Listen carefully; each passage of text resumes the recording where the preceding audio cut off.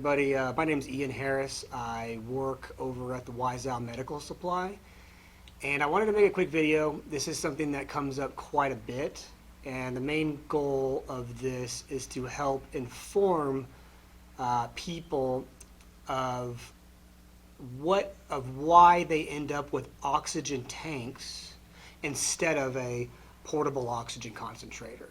And so I'm hoping that by putting this out there, we might be able to get people a little bit more informed so that whenever they are prescribed oxygen, they end up with a, number one, local provider, but number two, they end up getting a portable oxygen concentrator because they will have so much more freedom and they won't end up being a prisoner in their home. So it's going to get a little technical, but I feel like it's necessary in order to kind of get the point across. So what typically happens is somebody already has a pulmonary condition such as COPD, all right? And then all of a sudden one night they start having trouble breathing to the point where they feel like they need to go to the hospital. So it's an emergency room visit. They end up in the hospital, and sure enough, there's been exasperation, and they now need oxygen full time. Okay. Now let's talk about the hospital for a second.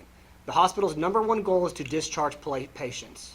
That's one of their biggest goals. I know that many hospitals have goals on this, and so they're trying to get customers the help that they need, and also the equipment that they need, but also get them out of the hospital as quickly as possible. And typically patients don't mind that because they don't want to be in the hospital to begin with.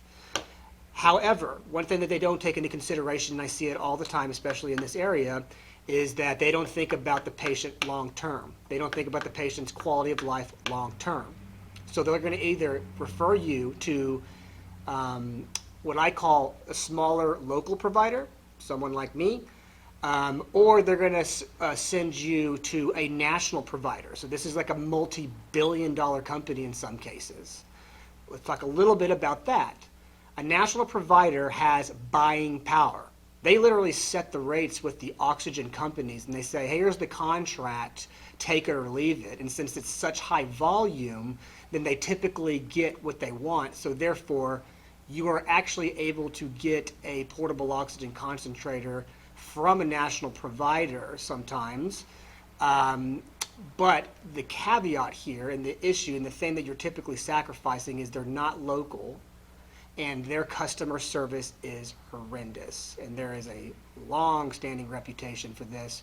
Just go online and look at their reviews. But I see horror stories all the time that are borderline inhumane, where essentially people need more oxygen tanks so that they can go to doctor's visits or go to the grocery store or what have you, and they literally can't get in touch with anybody in order to help them.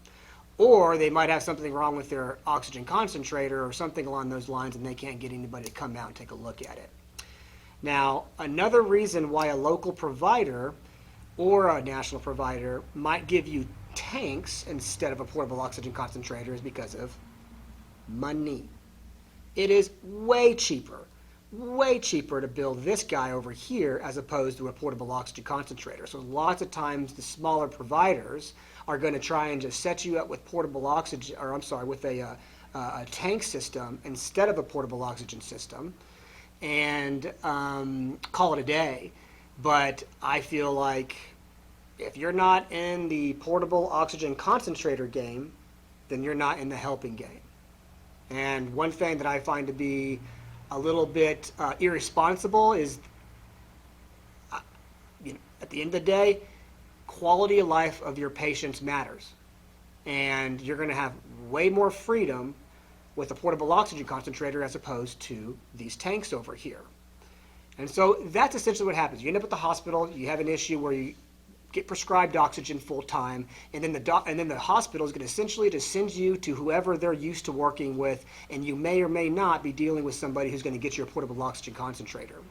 Now, here's what I want you to know. If you are a COPD patient but not on oxygen full time, keep this in mind. there may be a time where you need to be on oxygen full time, and this is what you need to do if you get prescribed oxygen. You demand that they give you a provider who's going to bill a portable oxygen concentrator to your insurance, and preferably they're local, okay? Refer to my video on if my mom was prescribed oxygen, here's what I would demand. It's a local provider and someone who has a portable oxygen concentrator.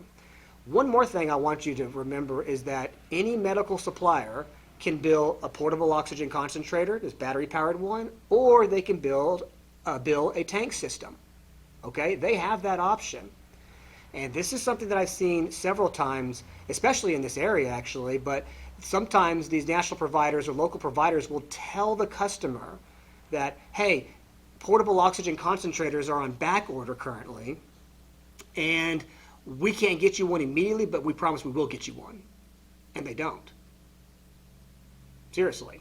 And it's an ethical situation as far as I'm concerned, but at the end of the day, these are not on back order. I have Oxygos, I have Cares, and I also have P2 by Lifestyles. The Cares I'm not currently carrying right now, but I could get them if I wanted to. But at the end of the day, I have 25 portable oxygen concentrators in my warehouse right now, and I've had them for 6, 7, 8 months. Easy access to these portable oxygen concentrators. So there is no back order. So I would highly recommend that whenever you get prescribed oxygen, that you get a portable oxygen concentrator immediately, and make sure that they do have them in stock, because what happens is you could end up in a contract for 5 years, especially if you're a Medicare or Medicare replacement insurance patient, and you might be stuck with that provider and thus without a portable oxygen concentrator for 5 years until your renewal date.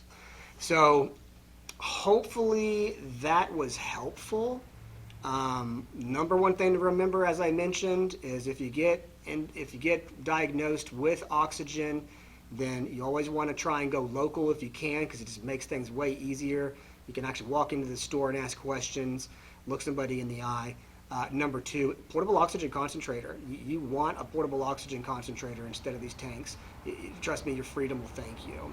And so if you are currently on oxygen and you got stuck with a tank system instead of a portable oxygen concentrator system, and you can't seem to get one from your current provider, then give us a shot. All right, take 30 seconds, fill out the form below, and it just starts with a conversation. I'm going to figure out, okay, where do we stand with your insurance? And then from there, our number one goal is to bill oxygen to your insurance, okay? However, I've put a lot of time and thought into this. If for some reason we cannot bill your insurance immediately, then we're going to pre-qualify you for the most cost-effective rate I've ever seen online, which is about $2.29 a day, which is absolutely pretty reasonable and understandable for your freedom, until we can bill your insurance for your oxygen. So hopefully this was helpful. Fill out the form below and we'd be happy to help. Thank you.